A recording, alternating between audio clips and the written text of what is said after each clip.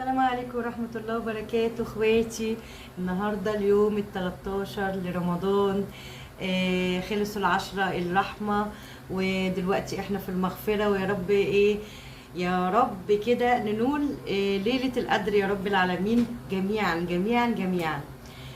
فانا النهاردة اقول لكم الحقيقة كنت مش قادرة اعمل اكل خالص، فالمهم فكرت قلت اطلع حته لحمه واعمل شويه شوربه كده عشان تعبنا من المسبك والمحاشي والكشري وكل انواع الاكل اللي احنا عملناها الفتره اللي فاتت. تمام، ففكرت طلعت حته اللحمه حطيتها على النار لغايه دلوقتي المغرب اذن ولسه ما فطرناش، اهي على النار اهي زي ما انت شايفه، واعلى نار. ده انا حطيت فيها يا ستي ربع معلقه سكر والله العظيم، وحطيت كمان بذره نوى بتاع البلح عشان كنت عارفه كده من زمان. المهم عملت بقى الرز، الحمد لله الرز استوى اهو. عملت رز بالشعريه ونزلت لك الطريقه في فيديو تاني، وعملت سلطه خضراء طبعا كده تطري على قلبنا كده في الصيام ده عشان احنا مش مويه وكده، عملتها بكده. والمخلل بتاعنا طبعا اللي انتوا عارفينه بقى من اعمال ايديا وحياة عينيا، الليمون المعصفر اللي انا عملته في القناه شوفوه عندكم، تحفه تحفه تحفه. كمان زائد الزيتون الاخضر بصوا عملته، حطيت فيه كمان حبه البركه، وبصي روعه. هتشوفي الزيتون وهتشوفي الليمون ولا الخيار بقى ما اقولكيش. ولادي يوميا يقولوا لي ماما الحقي خللي اهو. لسه مخلله ده امبارح ساعه السحور، ساعه السحور علشان دوت لما يقرب يخلص يكون دوت لحق اتملح. زي ما انتوا عارفين بحط بقى على الخيار، بحط طبعا سكر هو اللي بيخليه مقرمش وكده وروعه وجميل وزي السكر. هنعمل بقى حبايبي دلوقتي لسان العصفور. زي ما قلت لكم قبل كده ان انا كان عندي حتتين لحمه كده، ابني جه بقى وقال لي يا ماما نفطر معاكي، فطلعتهم بسرعه جدا شايفين وسلقتهم. حطيتهم هنا في شويه حطيت بصلايه كده قطعتها مكعبات، وحطيت معاها طماطمايه، ورحت سقطاها كده مع ورقه لورا كده وواحدتين حبهان، ورحت كمان عامله رز بالشعريه روعه جدا جدا جدا جدا جدا.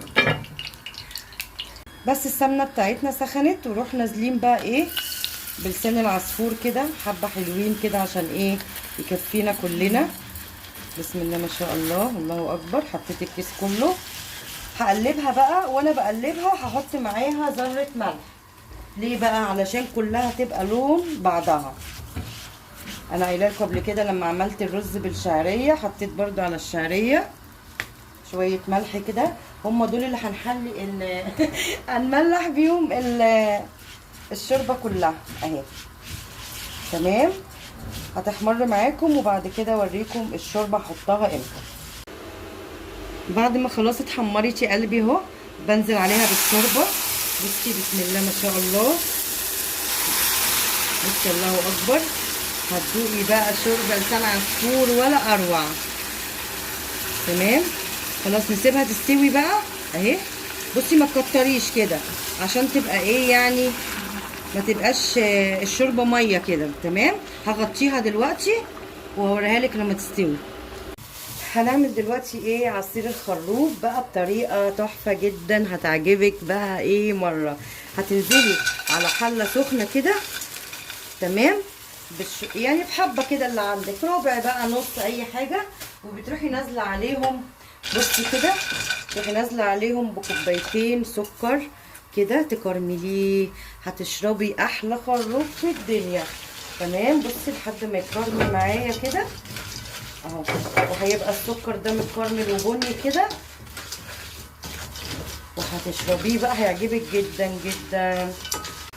بصي قلبت لحد لما اتكرمل معايا، بصي لونه بقى بني وذهبي ازاي اهو، شايفه الريحه طالعه تجنن بصي الجمال. بعد كده بنزل عليها بالميه بقى كده اهو،